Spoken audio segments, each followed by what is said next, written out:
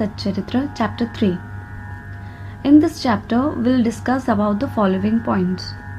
Sai Baba's sanction and promise, assignment of work to devotees, Baba's stories as beacon light, his motherly love, Rohilla's story, his sweet and nectar-like words. First point, Sai Baba's sanction and promise. As described in the previous chapter, Sai Baba gave his complete assent to the writing of Satcharitra and said, I fully agree with you regarding the writing of Satcharitra. You do your duty, don't be afraid in the least. Steady your mind and have faith in my words. If my Leelas are written, the avidya, nescience, will vanish. If they are attentively and devoutly listened to, the consciousness of the worldly existence will abate, and strong waves of devotion and love will rise up. And if one dives deep into my Leelas, he would get precious jewels of knowledge. Hearing this, author was much pleased, and he at once became fearless and confident, and thought that the work would bound to be success. Then, turning to Shama Madhavrao Deshpande, Sai Baba said, If a man utters my name with love, I shall fulfill all his wishes, increase his devotion, and if he sings earnestly my life and my deeds, him I shall be set in front and back and on all the sides. Those devotees who are attached to me, heart and soul, will naturally feel the happiness when they hear these stories. Believe me that if anybody sings my Leelas, I will give him infinite joy and everlasting contentment. It is my special characteristic to free any person who surrenders completely to me, who does worship me faithfully, who remembers me and meditates on me constantly. How can they be conscious of worldly objects and sensations? Who utter my name, who worship me, who think of my stories and my life, and who thus always remember me, I shall draw out my devotees from the jaws of the death. If my stories are listened to, all the disease will got rid of. So hear my stories with respect. Think and meditate on them, assimilate them. This is the way of happiness and contentment. The pride and egoism of my devotees will vanish. The mind of the hearers will be set at rest. And if it has wholehearted and complete faith, it will be one with supreme consciousness. The simple remembrance of my name as Sai Sai will do away with sins of speech and hearing. Different works assigned to devotees. The Lord entrusts different work to different devotees. Some are given the work of building temples and mutts or ghats, flight of step or rivers. Some are made to sing the glories of the God. Some are sent on pilgrimages. But to me was allotted the work of writing the Satcharitra. Being a jack of all the trades but master of none, I was quite unqualified for this job. Then why should I undertake such a difficult job? Who can describe the true life of Sai Baba? Sai Baba's grace alone can enable one to accomplish this difficult work. So when I took up the pen in my hand, Sai Baba took away my egoism and wrote himself his stories. The credit of relating these stories therefore goes to him and not to me. Though Brahman by birth, I lacked the two eyes, that is, the sight or vision, of Shruti and Smriti, and therefore was not at all capable of writing the Satcharitra. But the grace of the Lord makes a dumb man talk, enables a lame man to cross the mountain. He alone knows the knack of getting things done as he likes. Neither the flute nor the harmonium knows how the sounds are produced. This is the concern of the player.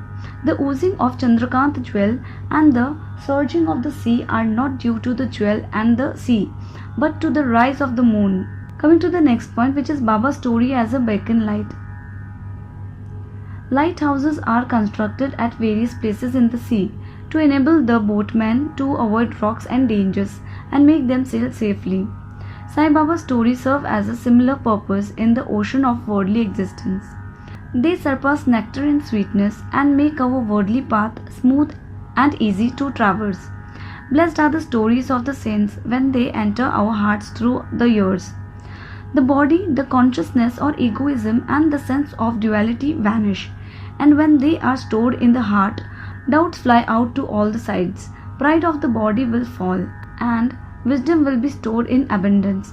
The description of Baba's pure fame and the hearing of the same with love will destroy the sins of the devotee, and therefore this is the simple sadhana for attaining salvation. The sadhana for Krita age was Shamadam, tranquility of mind and body. For Treta age, sacrifice. For Dwapar, worship. And for Kali, present age, it is singing of the name and the glory of the Lord. This last sadhana is open to all the people of the four varnas, like Brahmin, etc. The other sadhanas, which is yoga, means yagya, sacrifice, dhyan, meditation, and dharana, means concentration, are very difficult to practice. But singing and hearing the stories and the glory of the Lord, Shri Sai Baba, is very easy. We have only to turn our attention towards them.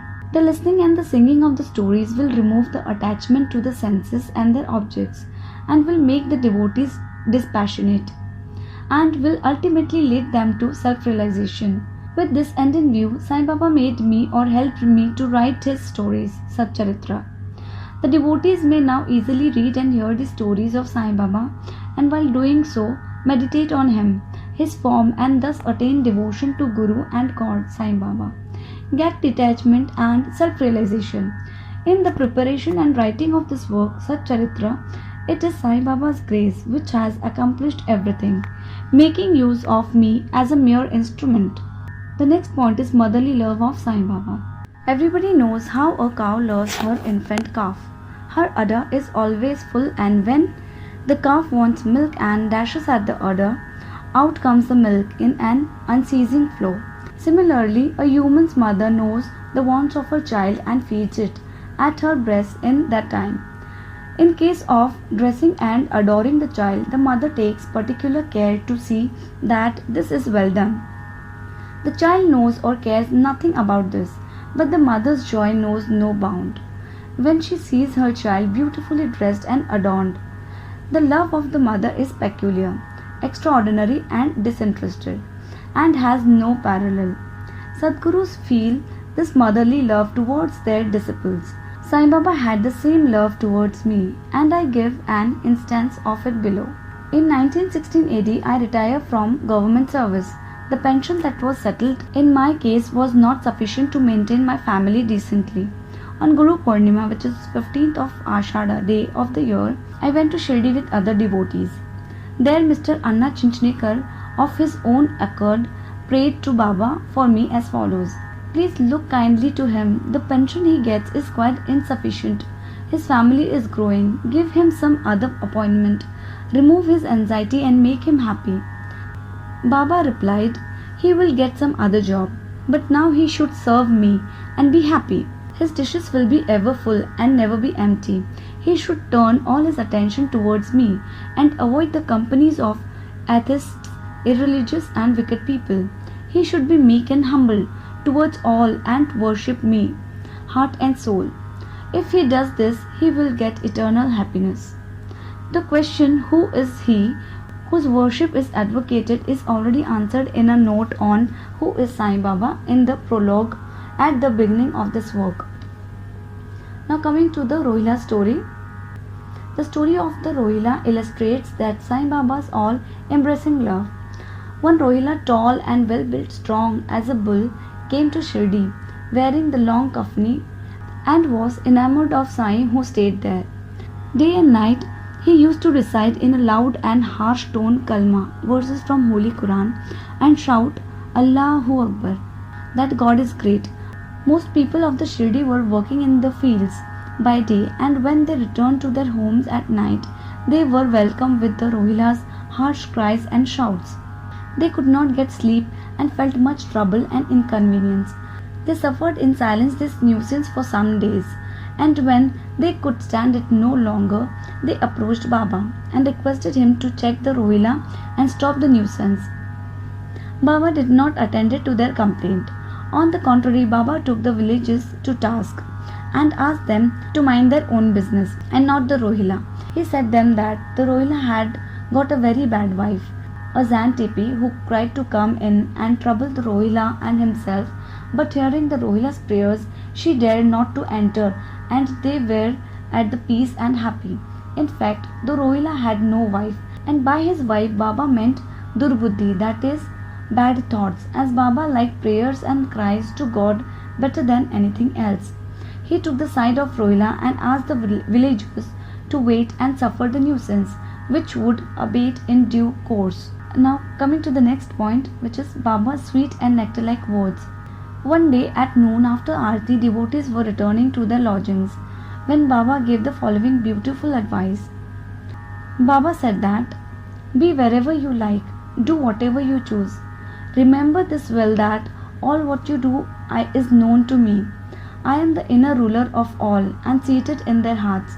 I envelop all the creatures, the movable and immovable world. I am the controller, the Vayu-puller of the show of the universe. I am the mother, origin of all beings, the harmony of three gunas, the propeller of all the senses, the creator, preserver and destroyer. Nothing will harm him who turns his attention towards me, but Maya will lash or whip him who forgets me. All this insects, ants, the visible, movable and immovable world is my body or form." Hearing these beautiful and precious words, I at once decided in my mind to serve no man henceforth but to my Guru only. But the reply of the Baba to Anna Chinchinikar's query, which was really mine, that I would get some job, began to revolve in my mind. And I began to think whether it would come to happen, as future event shows that Baba's words came true and I got a government job. But that was of short duration. Then I became free and solely devoted myself to the service of my Guru Sai Baba. Before concluding this chapter, I request the readers to leave out the various hindrances, which is indolence, sleep, wandering of mind, attachments to senses, etc., and turn their whole and undivided attention to these stories of Sai Baba. Let the love to be natural. Let them know the secret of devotion. Let them not exhaust themselves by other sadhanas. Let them stick to this one simple remedy, that is, listening to Sai Baba's stories. This will destroy their ignorance and will secure for them salvation. A miser may stay at various places, but he will always think about his buried treasure. So let Sai be enthroned in the hearts of all. In the next chapter, I shall speak of Sai Baba's advent in Shirdi. Bow to Shri Sai, peace to be all. Chapter 3 completed. If you like the video, kindly hit the like button and subscribe my channel.